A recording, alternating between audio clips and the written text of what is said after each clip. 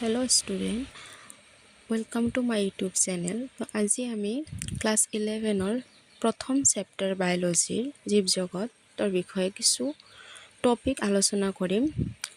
তো জৈৱ বৈচিত্ৰ্য কি বস্তু? জৈৱ বৈচিত্ৰ্যই পৃথিৱীত পোৱা মুঠ জীৱৰ সংখ্যা আৰু প্ৰকাৰক বুজায়। তো ইয়াৰ অৰ্থ এই হৈছে যে আমাৰ পৃথিৱীখনত যিমান জীৱ আৰু উদ্ভিদ আৰু প্ৰাণী আছে আটাইবিলাকৰ সমষ্টিক জৈৱ বৈচিত্ৰ্য বুলি আমি ধৰি লওঁ। তো এতিয়া জীৱৰ বৈশিষ্ট্য কি কি? তো জীৱৰ বৈশিষ্ট্যবোৰ হ'ল প্ৰথমটো সকলো জীৱৰ বৃদ্ধি হয়। ইয়াৰ অৰ্থ এই যে সকলোবিলাক জীৱে বৃদ্ধি মানে সিহঁতৰ কোষৰ সংখ্যা বাঢ়ি যায় আৰু সিহঁতৰ বৃদ্ধিটো হয়। দ্বিতীয় পইণ্ট, জীৱে প্ৰজনন কৰিব পাৰে। ইয়াৰ অৰ্থ এই যে জীৱবিলাকে নিজৰ দৰে এটা সন্তানক জন্ম দিব পাৰে। তৃতীয়টো হৈছে জীৱদেহত কিছুমান ৰাসায়নিক বিক্ৰিয়া সংঘটিত হয়। এই বিক্ৰিয়াবোৰত কিছুমান দ্ৰব্য প্ৰস্তুত হোৱাৰ লগতে কিছুমান দ্ৰব্য জৈৱিক অণুলৈ ৰূপান্তৰিত হয়।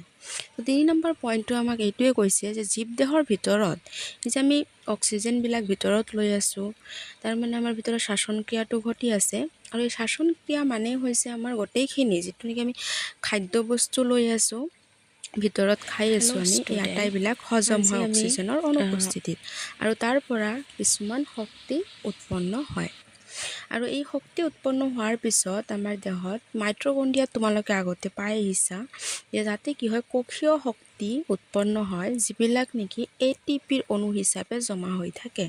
তো এনেকুৱা আৰু বহুত ৰাসায়নিক বিক্ৰিয়া আমাৰ দেহৰ ভিতৰত হৈ আছে আৰু তাৰ ফলত কিছুমান অণু যেনেকুৱা মই ক'লোৱে গ্লুক'জটো আমাৰ ATPলৈ ৰূপান্তৰিত হয় আৰু এইবিলাক আমাৰ দেহত অকল ৰাসায়নিক বিক্ৰিয়াৰ দ্বাৰা হৈ আছে উৎপন্ন। চতুৰ্থটো হৈছে জীৱবোৰে উদ্দীপনাৰ প্ৰতি সঁহাৰি জনায়। আৰু ইয়াৰ অৰ্থ এই যে জীৱবিলাকে উদ্দীপনা কি একচুৱেলি? তো উদ্দীপনা হৈছে যে আমি স্পৰ্শ, ৰদ, বতাহ, বৰষুণ আদিৰ প্ৰতি যিটো নেকি আমাৰ স্নায়ু কোষে বা আমাৰ শৰীৰৰ যিকোনো অংগ এটা সঁহাৰি দিয়ে, সেইটোৱে হৈছে আমাৰ উদ্দীপনা বুলি আমি কওঁ।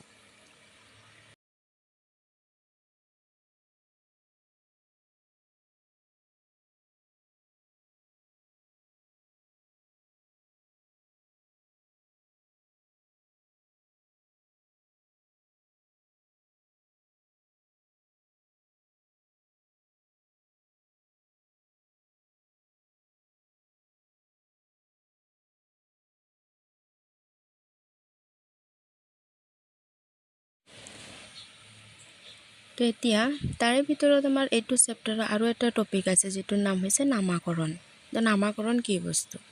যি প্ৰক্ৰিয়াৰ দ্বাৰা জীৱবোৰক বৈজ্ঞানিক নাম প্ৰদান কৰা হয় তাক নামাকৰণ বোলে।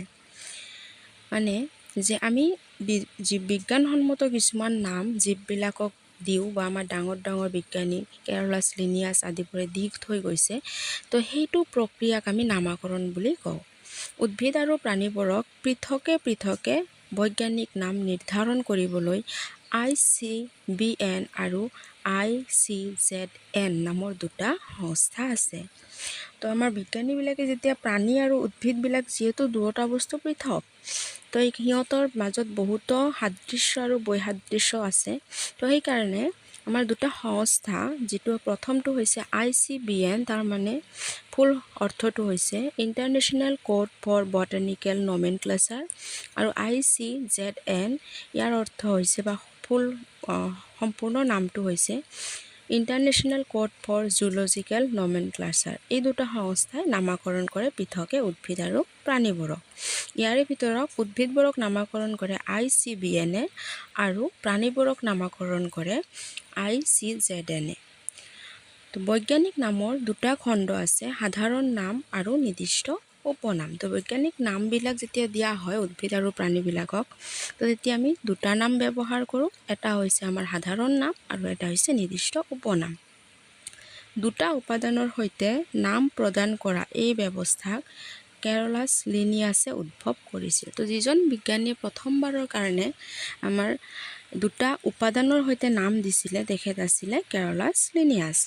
ইয়াক বাইনমিয়াল নোমেনক্লেচাৰ বা বাইনমিয়াল নামাকৰণ বুলি কোৱা হয়। তো আৰু আমি ইয়াক যিহেতু দুটা উপাদান আছে, এটা হৈছে আমাৰ সাধাৰণ নাম আৰু এটা হৈছে নিৰ্দিষ্ট উপনাম।